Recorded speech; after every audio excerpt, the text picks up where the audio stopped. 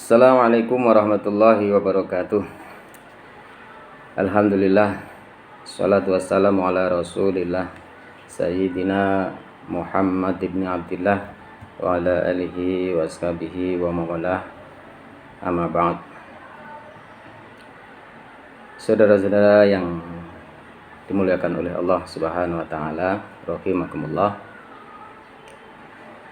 Kali ini saya akan membahas dalam ngaji kasunyatan. Kenapa kita perlu ngaji kasunyatan?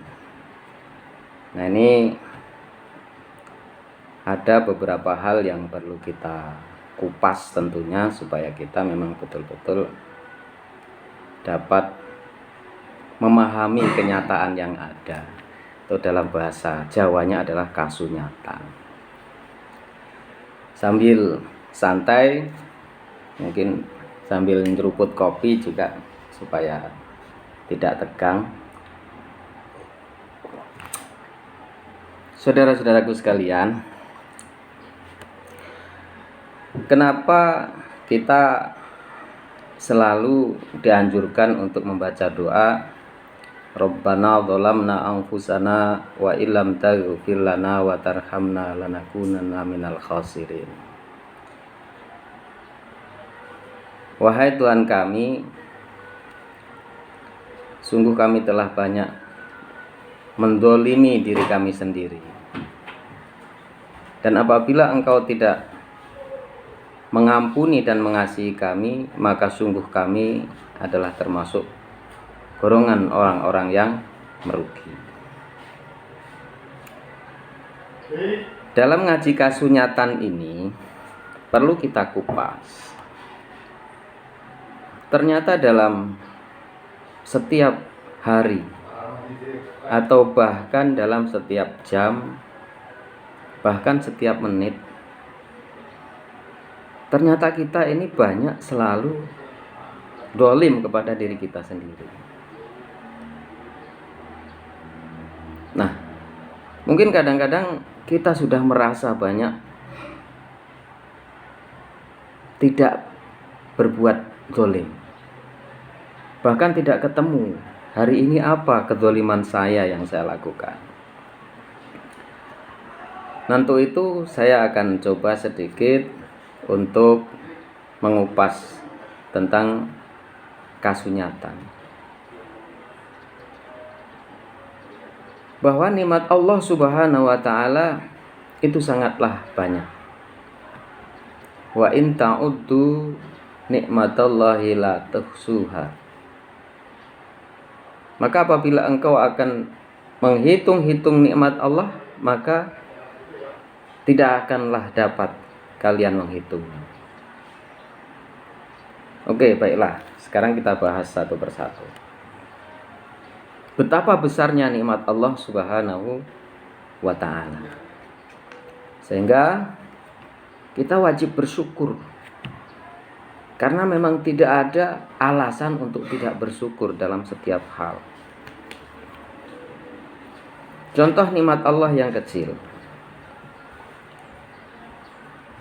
bahwa untuk menopang kehidupan kita sehingga kita tetap mampu bernafas, mampu bergerak, mampu beraktivitas, darah berjalan dengan lancar. Ternyata bukan sepele masalah ini. Ini kalau kita kaji luar biasa. Nikmat Allah ini bukan sepele seperti apa yang kita rasakan. Kadang-kadang kita tidak merasakan nikmat. Contoh kecil misalnya, kita makan sepotong daging sapi, katakanlah begitu. Kita kan seenaknya saja tinggal mengunyah dan menelan. Setelah itu nggak terasa lagi. Bahkan kadang-kadang kita lupa untuk bersyukur. Nah, sekarang coba kita kaji. kasunyatan ini.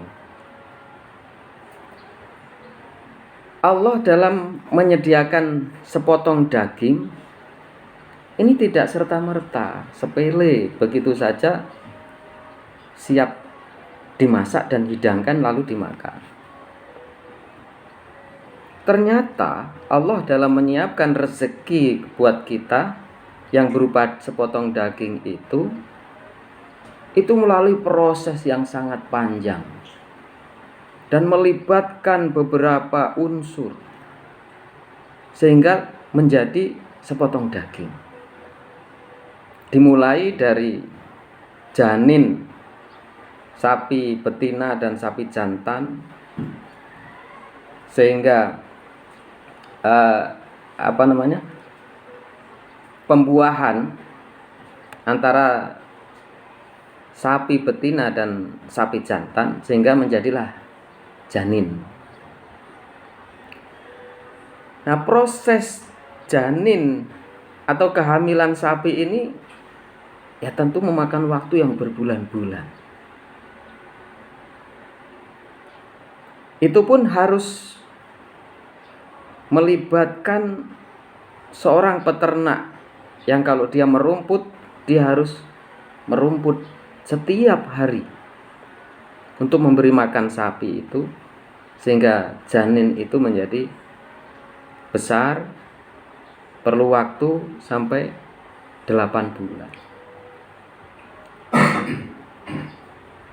Kalau kita hitung berapa pengorbanan si peternak ini, petani ini dalam setiap hari merumput, tidak tahu cuaca hujan, panas dan sebagainya, bahkan dalam keadaan sakit, ini rela untuk merumput demi menjaga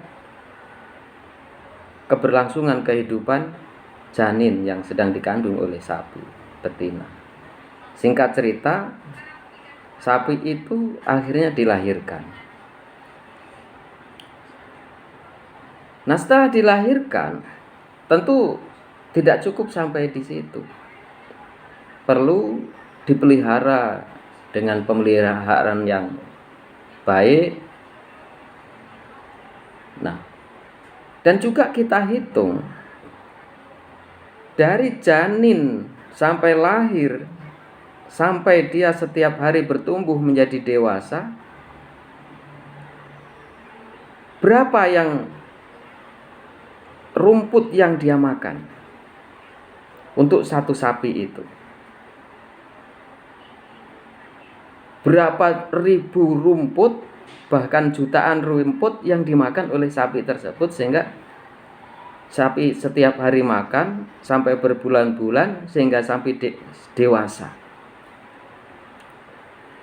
Sedangkan rumput itu sendiri adalah makhluk Allah yang dia juga hidup, diberi rezeki oleh Allah, diberi nafas oleh Allah sehingga rumput itu pun hidup.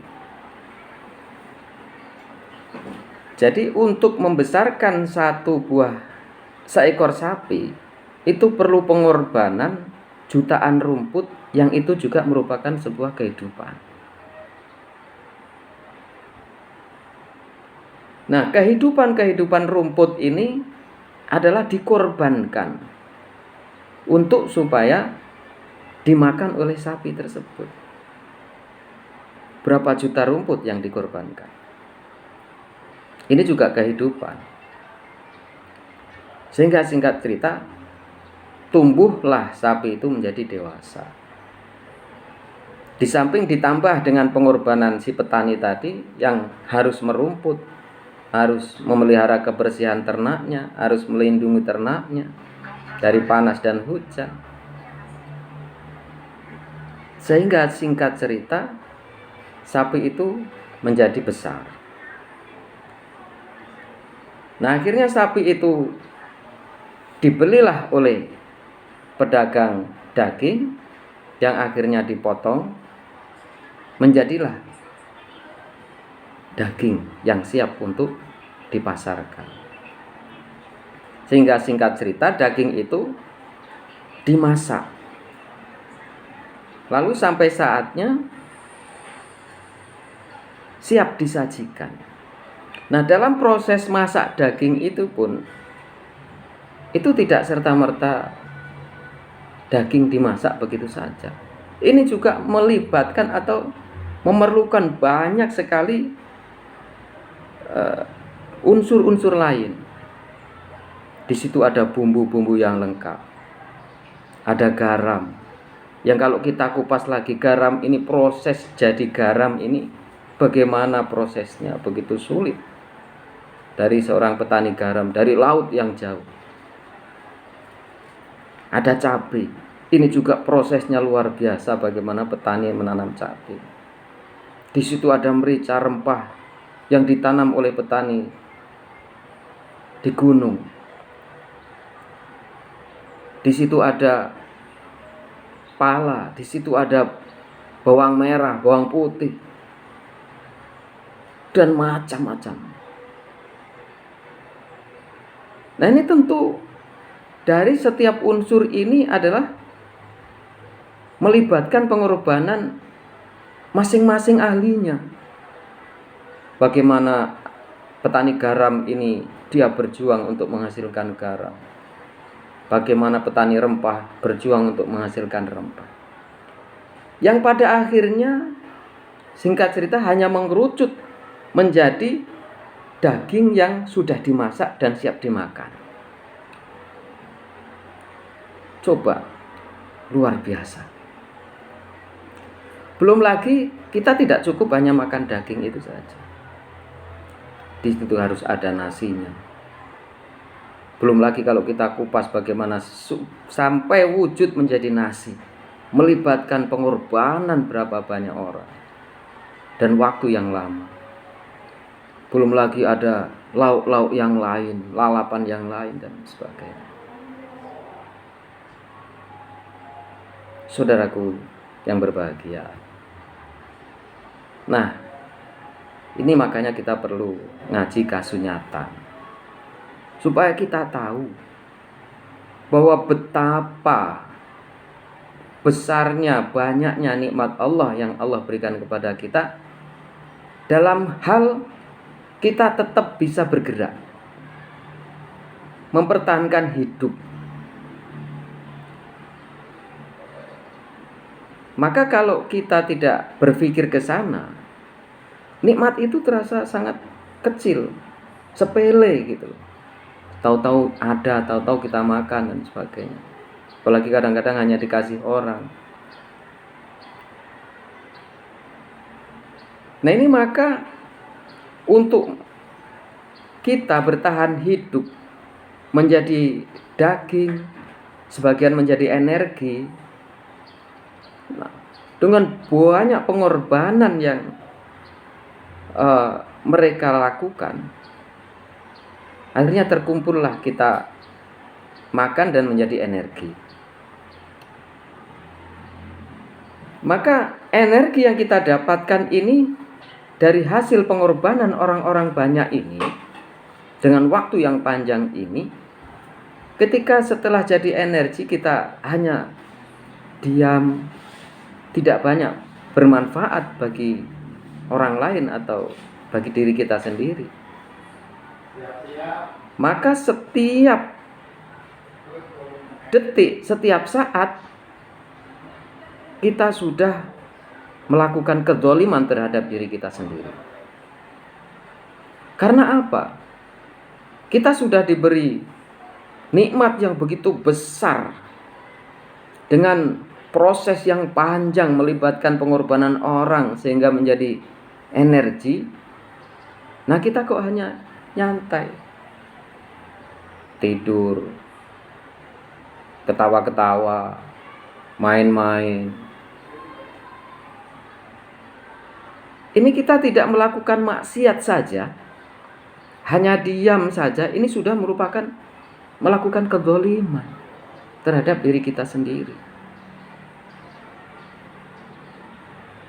yang nantinya akan dimintai pertanggungjawaban setiap nikmat yang Allah berikan kepada kita. Untuk itu saudaraku yang berbahagia, melalui ngaji kasunyatan ini.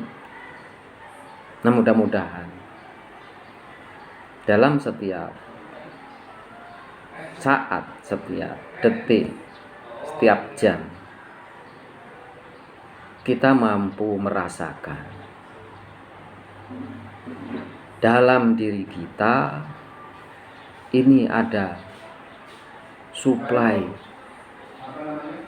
nikmat yang tidak terputus dari Allah Subhanahu wa Ta'ala. Sehingga dengan demikian, kalau kita kupas kasunyatan ini, kita akan sadar betul betapa ternyata benar bahwa kita ini adalah selalu dolamna anfusana. Seandainya Allah itu tidak maha pengampun, tidak maha penyayang, maka tentu kita adalah selalu dan selalu termasuk golongan orang yang merugi. Untuk sementara sampai di sini dulu dalam hal sepotong daging yang Allah berikan kepada kita. Itulah kasunyatan, kenikmatan yang harus kita kumpas, sehingga kita akan menjadi hamba yang pandai membaca dan merasakan nikmat yang Allah berikan kepada kita. Mudah-mudahan bermanfaat, khusus bagi diri saya sendiri dan kepada para pemirsa, pendengar sekalian. Mudah-mudahan mendapat taufik dari Allah Subhanahu wa Ta'ala. Astagfirullahaladzim wal afu minkum. Wallahul muwaffiq ila aqwamit thoriq. Assalamualaikum warahmatullahi wabarakatuh.